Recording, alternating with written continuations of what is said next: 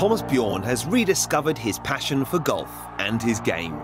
He looked to be enjoying every single moment of the Ryder Cup at Gleneagles, helping Europe to victory once more after also playing on the winning team in 1997 and 2002.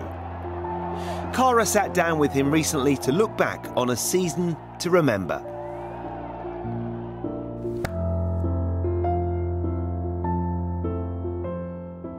Thomas, thank you very much for joining us. We're going to start with the Ryder Cup, and I want to know how proud you were to make your third Ryder Cup team this year, aged 43 and 12 years after your last appearance.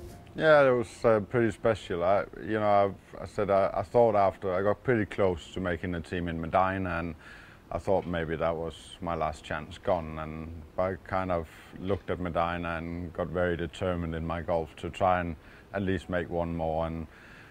And when it eventually finalised, I got in the team. It was pretty special, to be honest. You had something of a renaissance since 2009. Describe that 3-year journey that led to Gleneagles.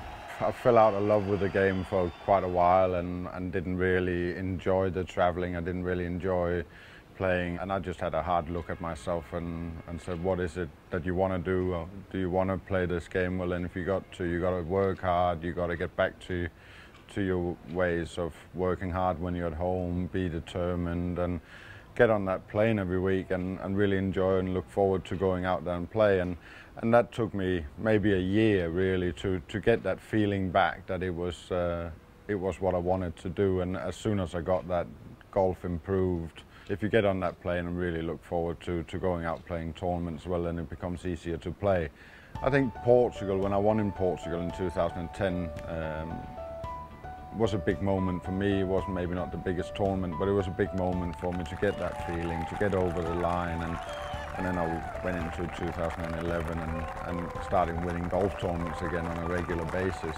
So back to Gleneagles and to Paul McGinley, he's one of your peers really. How would you describe his captaincy? No, it's the best, hands down the best captaincy I've seen.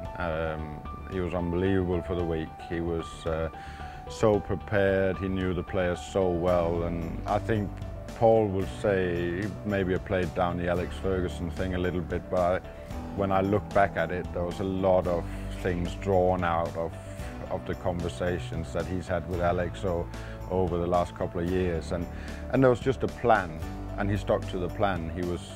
He never got panicked, he never worried about if it was the right thing that he was doing. He was always sticking to the plan, and he made all 12 players feel very comfortable what they were doing. I felt there was a feeling all week that we were going to win. We knew it was probably going to be close, but there was just a feeling that we were in a good place, all of us, and some guys played really well, some guys played maybe not as well as they would have wanted to, but we carried each other as a team, and that allowed everybody to play well, and it allowed us to get the points that we needed to win it. Who in the European team do you think gave the best individual performance that week? Justin Rose. Fantastic. I said after Medina, and I said that to Justin, I said I thought he was quietly probably the hero of Medina as well. You know, a lot of other people took the glory and the headlines from that win at Medina. I thought he was brilliant at Medina. I thought he was, the way he went about things. He's extremely professional in what he does. He has a bigger passion for it that it might show, and I thought he was, in Scotland, I thought he was just amazing. New players that come into the team, there's a guy you can lean up against. He shows quality as a golfer, but also as a person. I thought he was magnificent. What did you make of Victor Dubuisson's performance? Well, it's a funny. Victor is a funny guy, and you know, you kind of almost forget that he was there sometimes. You know, as a player in the team, he's very quiet and he just goes out. But when you watch the golf that he played, it was brilliant. But that was one of Paul's great things. You know, he stuck him with Graham. Graham is great with people. He's great with younger players, and them two stuck together and they played really well. And I think that was one of Paul's strongest moves for the week, was that he stuck them two together. And Graham might have been a little bit disappointed that he didn't play more than he did, but he had a big role to play on Sunday, and he was fresh to play that role and turned his game around to win it. And that was, for me, one of the biggest points of the Ryder Cup, was the way Graham turned that match around because it wasn't after 2.5 hours of play on Sunday, it wasn't looking particularly great. Graham turned his match around, Justin turned his match around, and that made the victory look probably a little bit easier than it was. You know, if those 2 games don't go our way, then all of a sudden it becomes very difficult for us to win it. And Paul had a plan for Graham for the week, and Graham knew that, and he delivered on the back of that.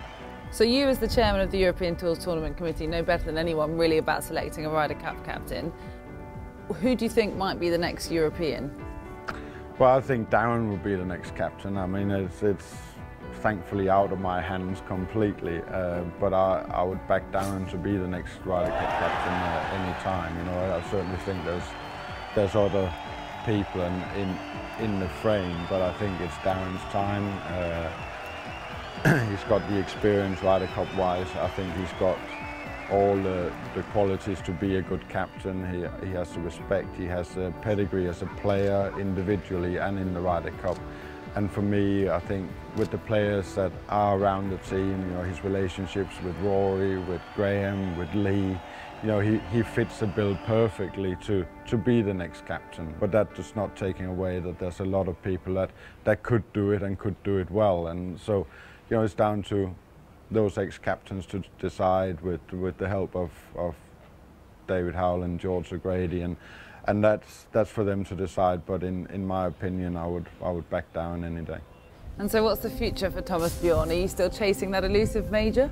Yes, absolutely. You know, I think till the day that you put the clubs away, you'll keep chasing it. You know, and it's getting harder and harder today. The players are better, but hopefully we'll hit that right week at the right week, and hopefully get right in there and get a chance to win one. And you know, your career is what it is. Your career is, you set out with certain goals and they change throughout your career, and I've been close a couple of times, and I know I can play the golf that gets me in there, and hopefully one day I'll get in there again and then get over the line. But you know, if I don't win the major championship, I won't look back at my career as a failure. You know, from where I set out to where I am today, it's very much exceeded everything I expected. Have you got another Ryder Cup in you? Hopefully. And you would like to be captain one day? I think any player would like to be captain.